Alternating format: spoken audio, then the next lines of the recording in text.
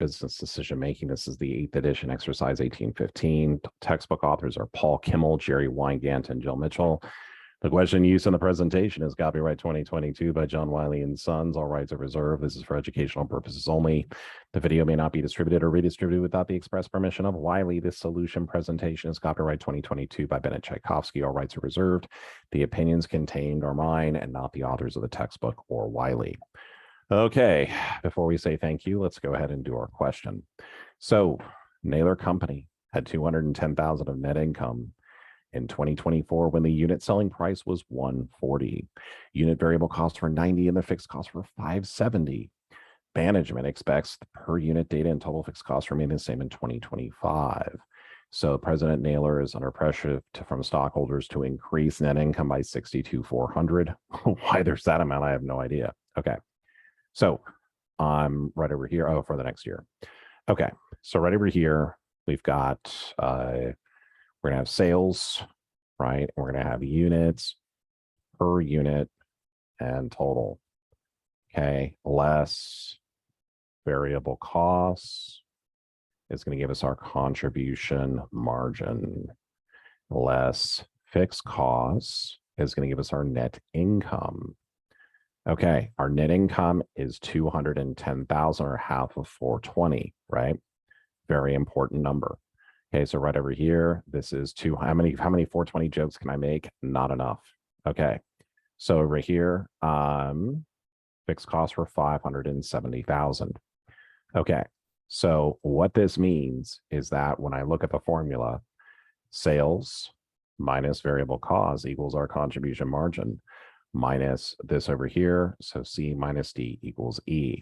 So what that means is that the contribution margin must have been 570,000 plus 210,000 or 780, because 780 minus 570 is equal to that 210.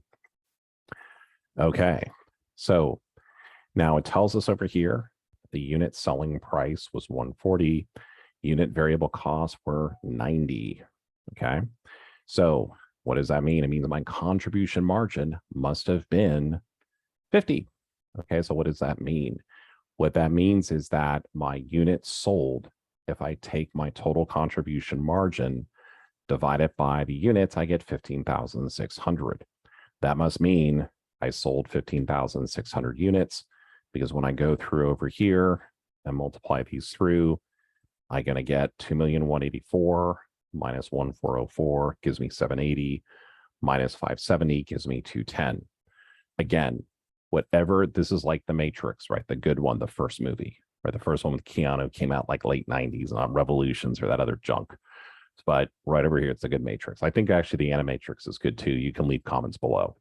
Tell me what movies you want me to watch. Okay, so right over here, management expects. So over here, they expect everything to remain the same in 2025. So let's now come over here. So the units sold in 2024 were 15,600. Now to reach for 2025, we're going to go ahead and get rid of these here. Okay, so if the net income is increasing by 62,400, that must mean it went from 210,000 to 62,400. That must mean that my contribution margin is now going to be 842,400, which means that I must have sold 16,848 units. So right over here, that's how we go through and do that. So again, just watch the relationships, right? So over here, if my total is 842, because I'm adding in the 20, basically if I'm coming over here and adding 62,400, I have to, if I look at this formula here, I just have to add that back to get to my new contribution margin. Okay, so assume Naylor Company sells the same number of units as it did in 2024. So over here, compute the number of units to be sold to reach this desired net income. So if everything stays the same, it's 16,848. Now here's an interesting one. Now what we're saying here is that, well, what if, assuming we're selling the same number of units, right? So if we're selling just 15,600, what are these going to have to go through and increase by to get to this 272 400. Okay, so basically what this essentially means for us is as we're going through and looking at this, to reach this over here, I'm going to have a contribution margin of 842,400. Okay, so what this means is, so again, the question is asking us is if the number of units being sold is staying the same, or it's going to be 15,600, what does my per unit contribution margin need to be? Well, it's going to need to be over here, $54 per unit. So that means that my sales price per unit, because remember, I'm selling the same number of units, but I want the higher net income. That means that, well, what minus 90 equals 54? It's going to be 144 minus 90 equals 54, or right over here. And that's how we're going to go to and get it.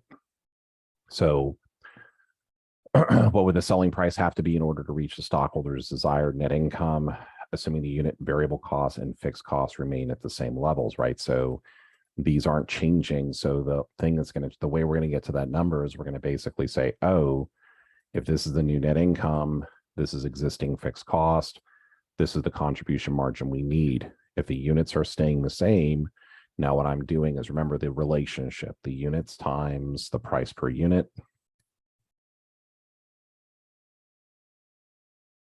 is giving me the total. So if this is staying the same, this, and it basically took 842.4 divided by 15.6, I get to this here. If variable costs are the same, it means that 144 minus 90 equals 54. So again, we're just using the matrix.